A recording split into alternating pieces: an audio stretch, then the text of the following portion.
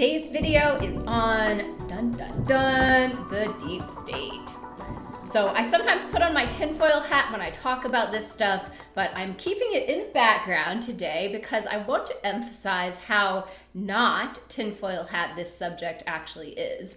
I won't say that it's not conspiracy theorist subject matter because it is a theory about a conspiracy, but it's a very scholarly, academic, well-researched theory about not just one, but really dozens or hundreds or countless conspiracies that absolutely have taken place in real life. For the first year on this channel, I always called the deep state the DS, and I don't know, it kind of felt like psychic protection more than anything else, but it feels like it's time to remove that layer of shielding and just use the term explicitly. So today we're going to explore an academic, political science-backed conception of the deep state, and also how it relates to astrology, in particular Pluto, the archetype of war and death and exploitation, which was discovered around the time of the deep state's origin, between the two world wars, when atomic research was ramping up and the weapons industry was beginning to seed itself into political, economic, academic, and cultural institutions.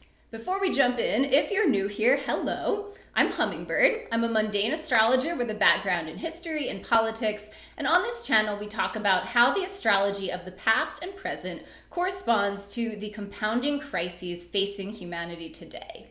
If that is your jam, be sure to like and subscribe to the channel. Help me get to 1,000 subscribers so I can start getting paid some pennies by YouTube for this free content. And you can also join the channel membership for $2.99 a month, come to our members-only live divination sessions. You can also find me on Instagram at Collapse Astrology if you want to connect over there. But now, let's get into it.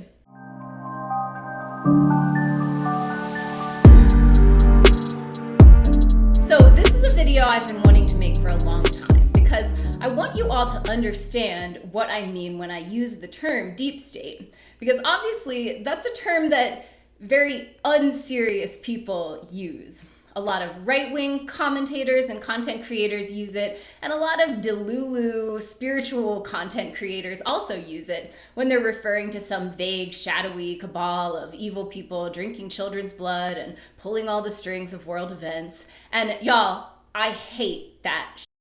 I think those people are morons who have no idea what the hell they're talking about. And also, 99% of the time, those people are actually simps for empire. Like, their actual social and political stances position them on their knees in front of the deep state, licking the boots of the deep state.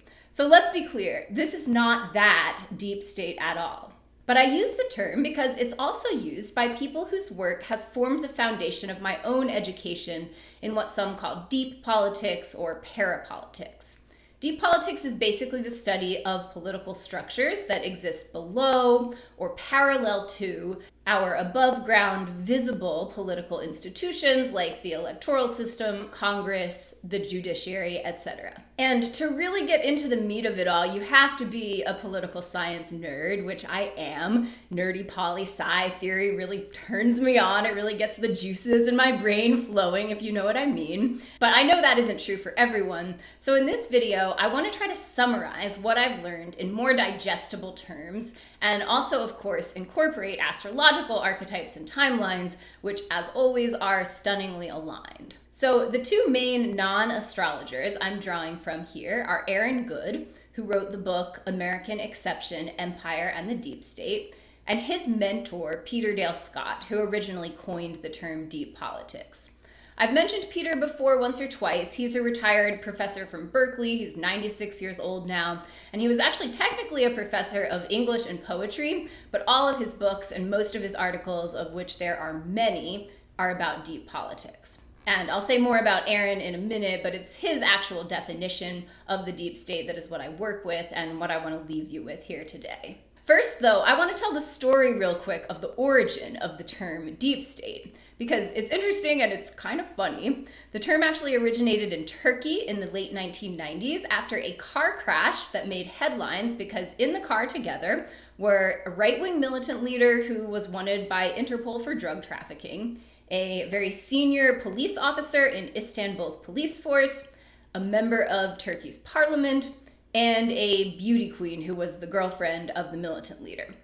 There's a whole deeper story if you want to look into it, like the car crash itself wasn't an accident, it was actually an assassination attempt on the whole group, which was mostly successful, although the MP survived, but that part is less important. The main thing is that they couldn't keep it from getting to the public that this very strange combination of people were all in a car together. So that incident, which happened in 1996 and was called the Susurluk scandal, gave rise to the term deep state, or Dervin Devlet in Turkish, basically referring to a hidden political structure where the worlds of organized crime, law enforcement, and elected politicians are all working together. But Dr. Aaron Good is the one who has really expanded this term into a much more concrete and historically grounded concept with really solid political theory and analysis backing it up. So this is Aaron, bless his heart. I have kind of a parasocial crush on him and just a lot of admiration and respect, as I do for so many left-wing commentators who I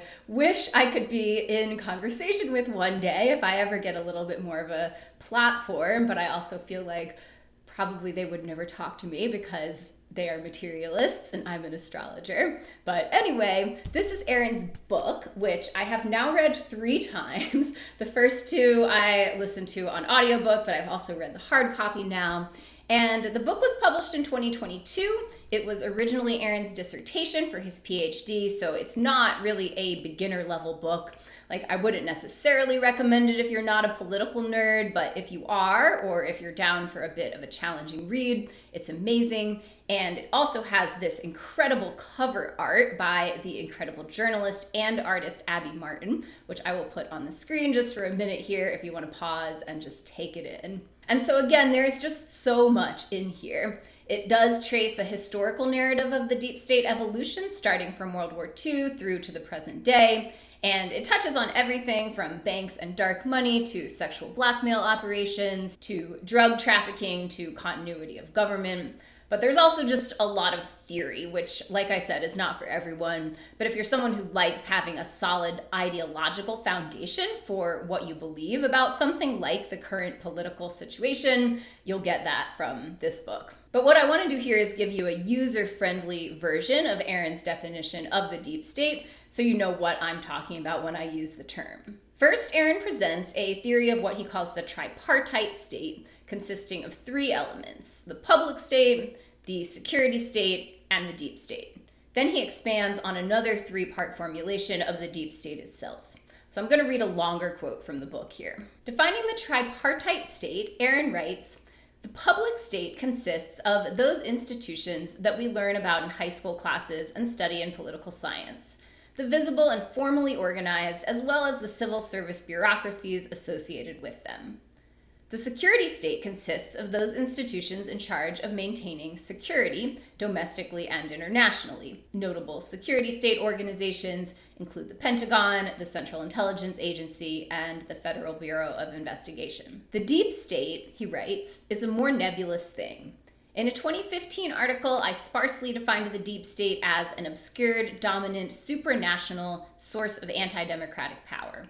Back in 2013, the New York Times defined the deep state as a hard-to-perceive level of government or super control that exists regardless of elections and that may thwart popular movements or radical change. Describing the essence of what he means by the term deep state, Peter Dale Scott describes it as a power not derived from the Constitution, but outside and above it. The deep state is more powerful than the public state. The institutions that exercise undemocratic power over state and society collectively comprise the deep state." And then this is the key thing. This is the definition I want you to take in. The deep state is an outgrowth of the overworld of private wealth. It includes, most notably, the institutions that advance overworld interests through the synergy between the overworld and the underworld of organized crime, as well as the national security organizations that mediate between them. Okay, so let me say that again and break it down a little bit. The deep state consists of 3 parts. One is the overworld of private wealth, so big business and corporations.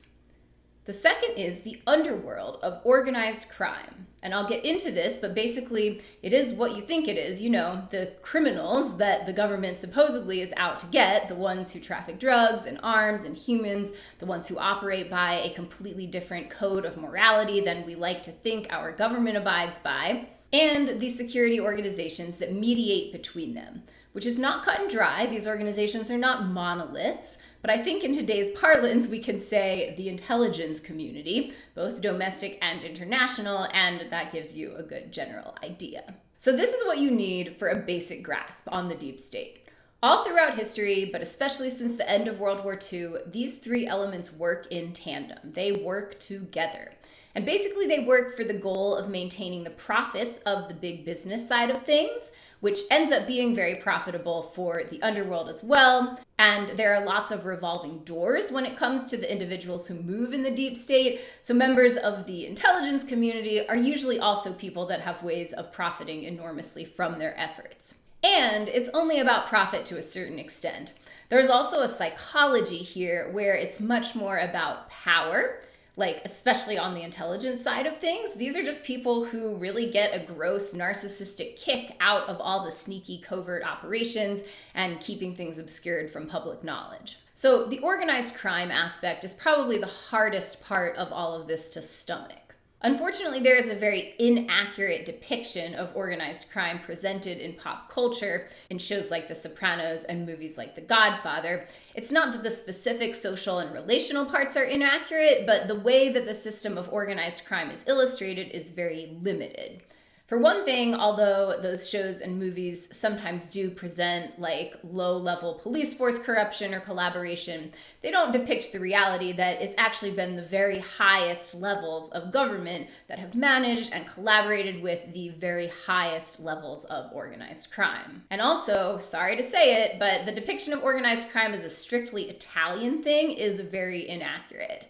The most sophisticated organized criminal organization, which often goes by the name the Syndicate, was a combination of Italians, some Irish, some Cuban exiles after the Cuban Revolution in 1956, and sadly, but not maybe unexpectedly at this point, a lot of my people, the Jews.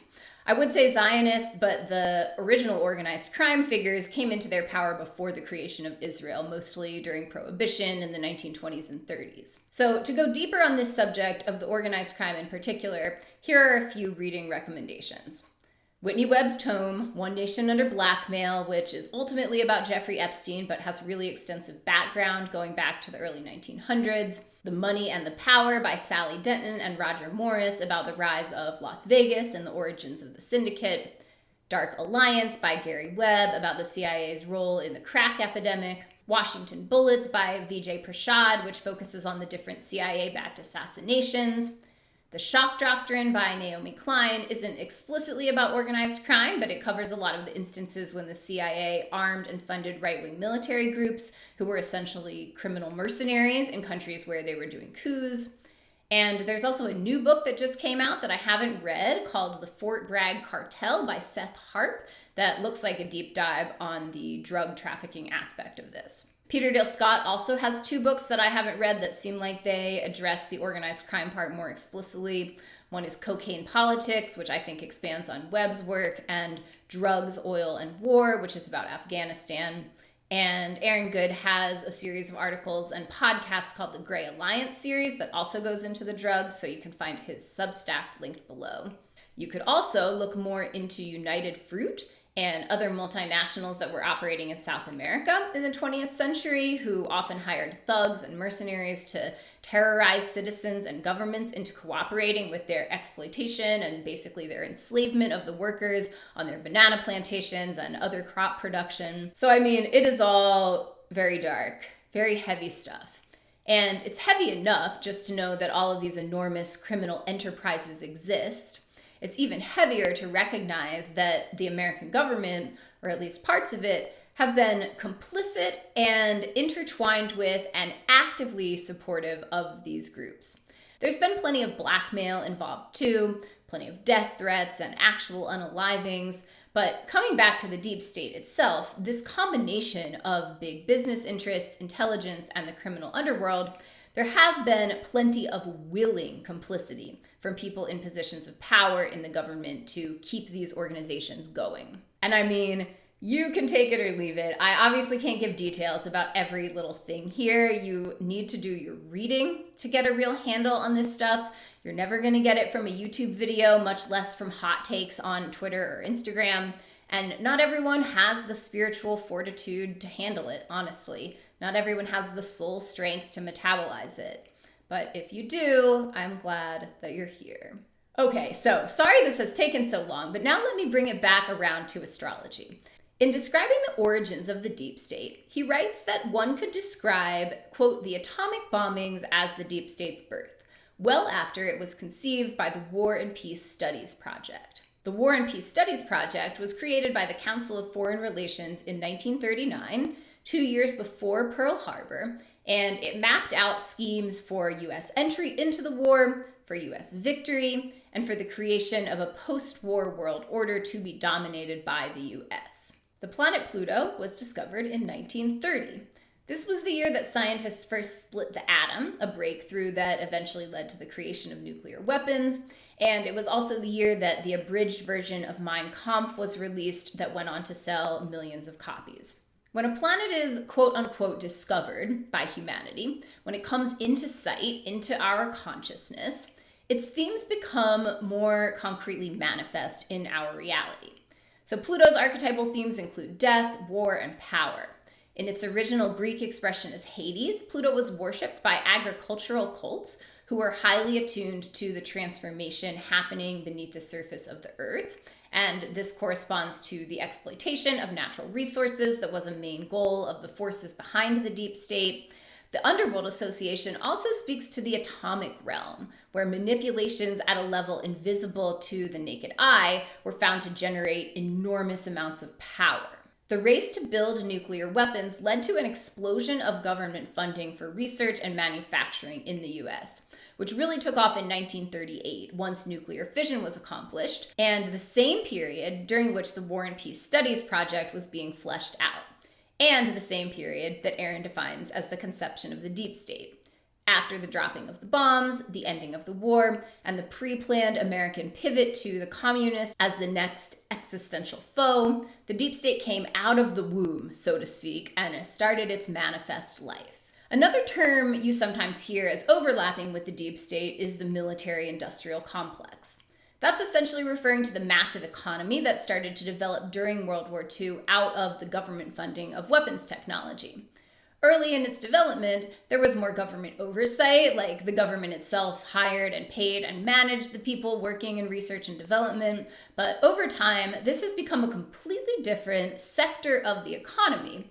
Enormous corporations, which are traded publicly on the stock market, but whose only funding comes directly from the government. So I think it's important to distinguish this, possibly as a fourth component of the deep state, because there's a big difference between a corporation like United Fruit, for example, whose actual income does come from individual people choosing to buy bananas, versus a weapons manufacturing company like Lockheed Martin, whose vast amounts of wealth come directly from the government, in other words, from taxpayer money. Astrologically, there is an interesting historical correspondence between the timelines of different economic theories and the discovery of the outer planets.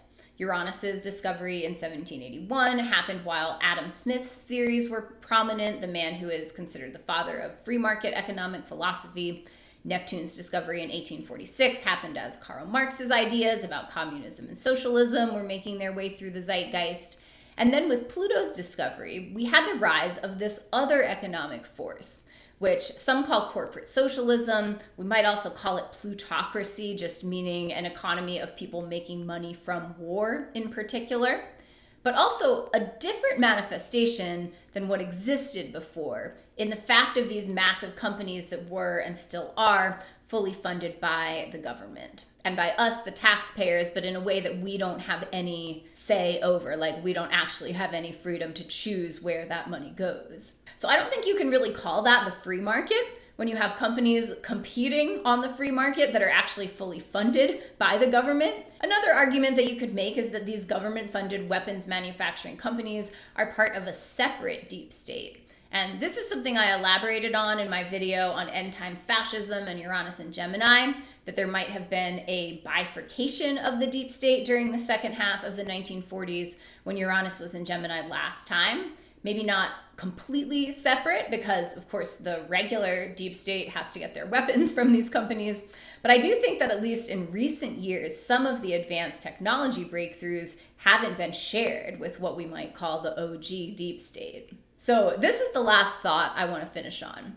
However we want to categorize the military-industrial complex, this tripartite deep state that Aaron Good defines that corresponds to Pluto's discovery probably is a much more accurate description of a historical deep state that now, just in very recent years, is taking a different form. This is a phenomena I've been calling deep state rising.